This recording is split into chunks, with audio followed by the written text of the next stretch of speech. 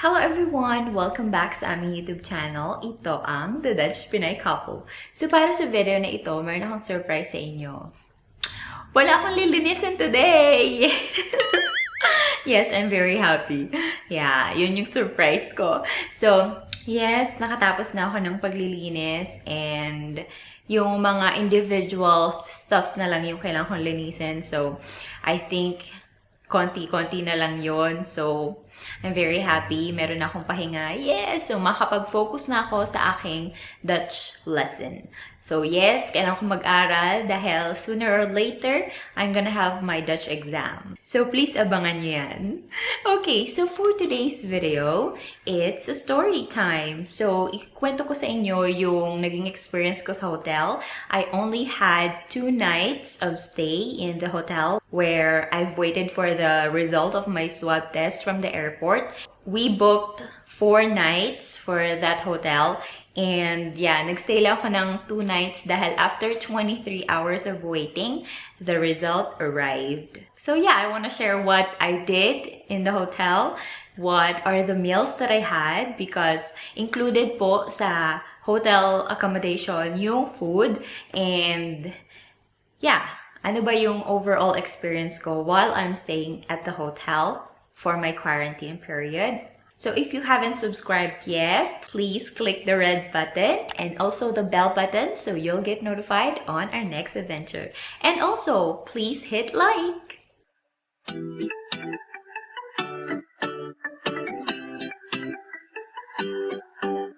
So when I arrived at the hotel, tinabi ko kay Kuya Guard na I have a booking reservation here because I'm waiting for my result from the airport. He asked for my booking reservation and then he brought it inside the hotel to the information. So while I'm outside, nag-log in ako doon sa kanilang logbook.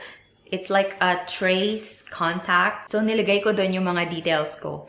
And then after, bumalik si Kuya to confirm to me that everything is good, I can go in. So kinuha niya yung temperature ko, and then they sprayed alcohol on my bags, all of my 3 bags, the check-in, the personal, and also the 7 kilos.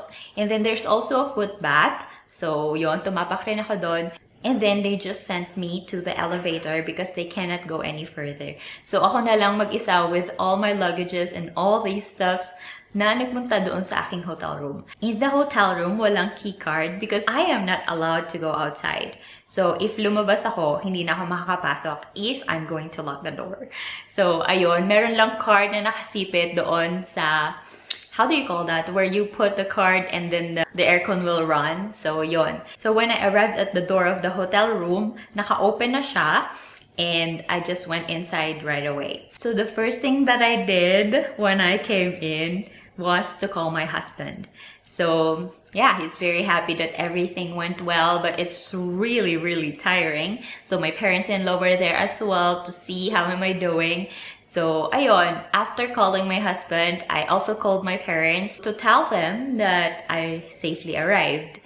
So ayun, hindi pa ako talaga, as in, hindi pa ako nakakapaghugas ng kamay at least, and hindi pa rin ako nakapaglinis ng katawan, which is supposedly the very first thing that I need to do. Pero hindi ko siya muna ginawa because I am very excited to tell them that, hey, I arrived safe. But of course, when I called them, I did not touch anything. I did not sit to anything because I'm afraid that there's something in me, like the virus, so I did not touch anything. So after the call, I was able to freshen up. So what I did actually, because I had bubble bath or bath bombs, yeah. And because I have bath bombs from my mom-in-law, so what I did is I turned on the water and I did a bath. Yeah, it's really nice because after a very tiring and very long flight of like 16 to 19 hours, I'm not sure, pero parang ganun yung ano niya, yung length ng travel. Kasama yung 3 hours na layover in Dubai. So, yeah, sobrang tagal. It's like 1 whole day. Umalis ako ng hapon ng Thursday sa Netherlands. And then dumating ako ng Friday ng hapon sa Philippines. So, ayun. So, dahil dumating ako ng 6 o'clock sa hotel, umabot ako dun sa dinner time. Kasi yung meal sinaserve nila, for example, in the morning, 7:30 to 8 o'clock. And then, for lunch is 12 to 12:30. And then, for dinner naman is like 7:30 to 8. I'm not sure dahil kapag naririnig ko lang sila na nagna-knock, like breakfast or lunch or dinner, it's just like that. Walang any contact.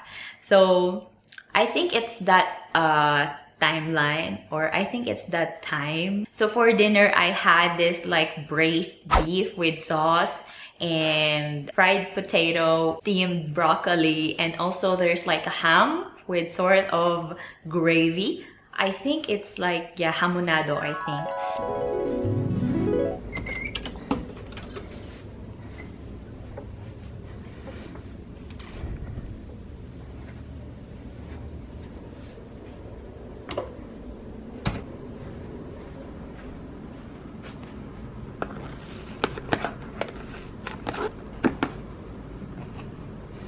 At 7:30, they delivered the food.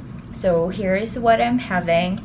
It's rice with broccoli, cauliflower.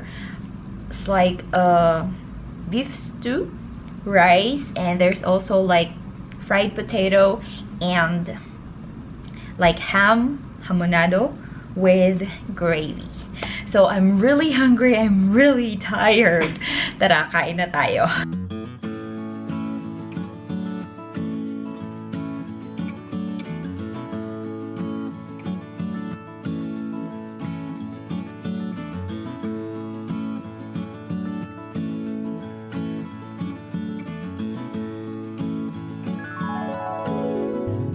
So, yun yung very first dinner ko sa Philippines. And so far, it's so good. Yeah, so I enjoyed naman. Medyo marami lang yung kanin niya. So, as in, sobrang daming kanin.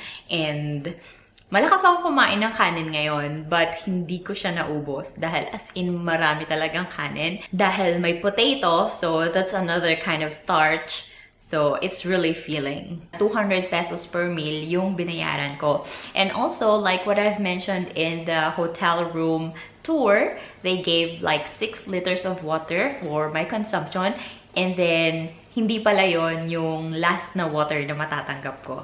They even gave another 2 liters the next day. O, diba? Hindi talaga ako nauhaw ng mga panahong nagstay ako sa hotel.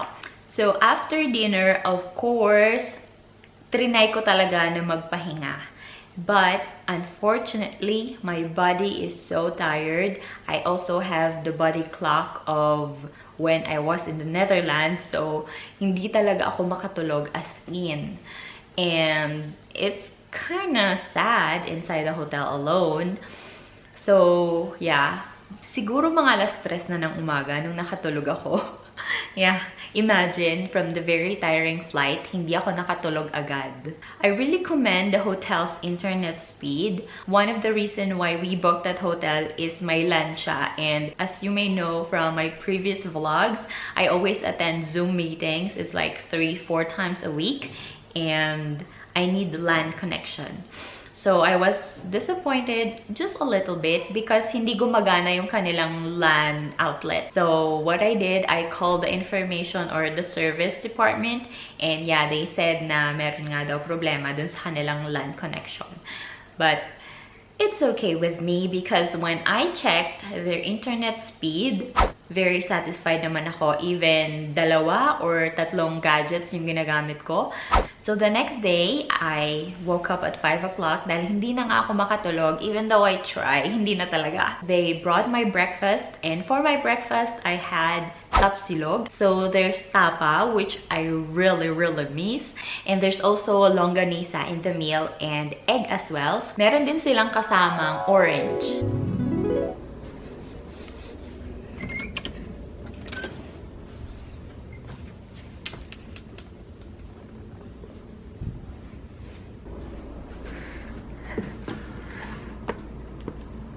So now it's 7:50 in the morning and I'm currently rendering a video that we shoot or we had few weeks ago. So I'm very excited about that. And now I'm gonna have my breakfast. So tara, tingnan natin kung ano yung breakfast natin on our very first day of our stay here in the Hotel Jen in Pasay. So actually gutom na ako. Kumain na ako kanina ng tinapay. Meron pa akong natira. So I have here orange, mandarin orange, and this is my meal. Yan, tingnan natin kung ano yung kakainin ko today. Yay! It's tocino! Oh no, it's tapa! So this is my breakfast. Fried egg, tapa, and then longganisa. And then, of course, syempre, rice. Hi! Kain tayo. I so miss tapa. I did not had tapa for a very long time. Like half a year. So yeah, kain tayo, guys.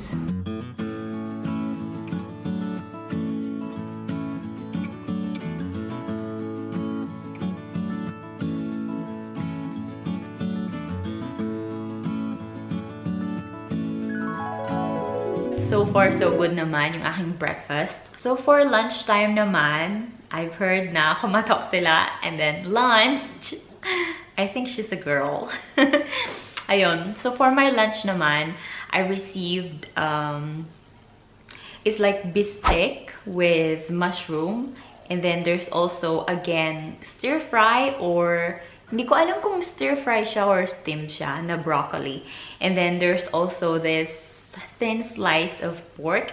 Hindi ko lang alam kung ano yung klase ng luto sa kanya. And also, syempre, rice. So we have bulalo soup. And then, oh, this is like Pinoy beef steak. And then pork something. Maybe asado, I don't know yet. And this is steamed broccoli. It's makalog.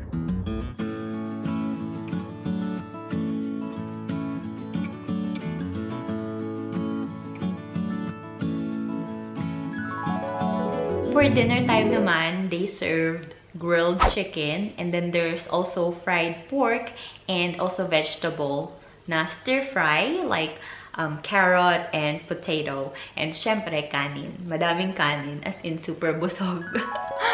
Yeah.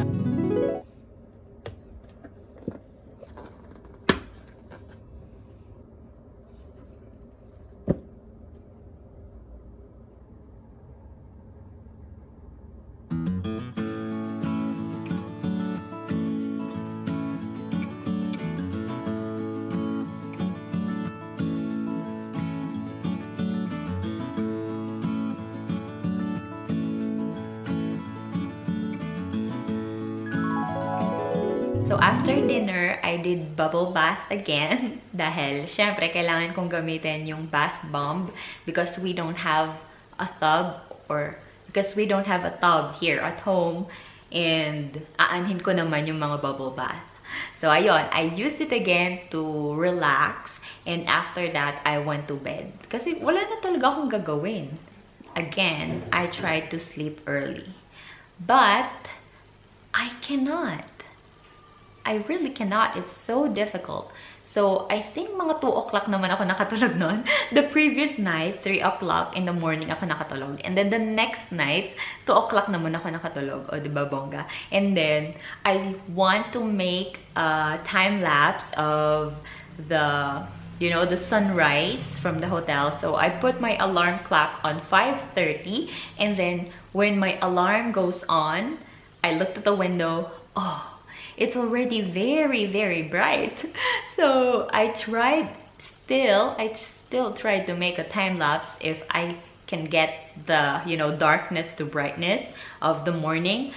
But yeah, this is how it looks like.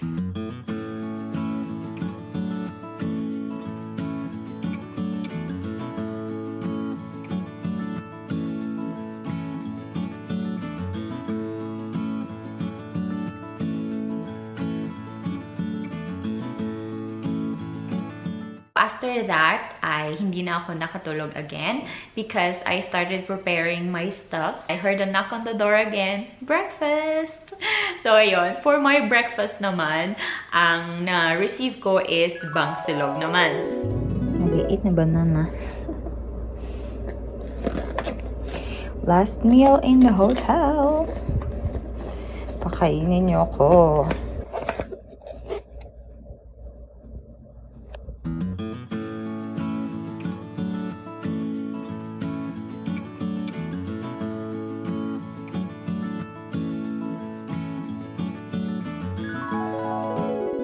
So then, when 11 o'clock strike, bumaba na ako. Hindi ko naman kasi alam na kailangan palang tawagin. If yung sundo mo is dumating na sa hotel, tatawagan ka na lang and then they will say, your sundo is here, you can go down. But I'm very excited to go home. So, bumaba na ako dire-diretso. And the front office clerk, she's like, oh, why are you here already? You should have waited for our call.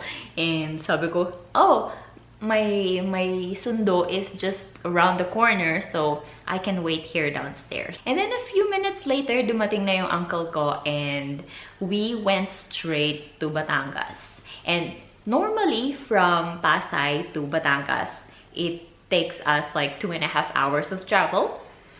But that time, imagine, 1 hour lang. The street is so clear. There's not one car, or there are a few, but it's really clear. And I took a picture of the sky, and the sky is really nice with this beautiful, you know, cottony clouds, and it's clear. It's like there's no pollution. So, nakarating kami ng Batangas, 1 o'clock in the afternoon. Wala pa kaming kain nun, so we decided to meet with my dad and my sister, and they bought us food. When I came home, immediately, I started cleaning the bedroom. And then the next day, syempre, nagsimula na yung aking first day of home quarantine. So kung hindi mo pa napapanood yung day 1 ng aking home quarantine, please click here. And there you have it. So maraming salamat po sa inyong panonood, sa inyong pakikinig. And I hope to see you in my next one. Please don't forget to subscribe, like this video, share if you will, and magkita-kita tayo sa susunod na adventure. Please don't forget to share love always. Bye!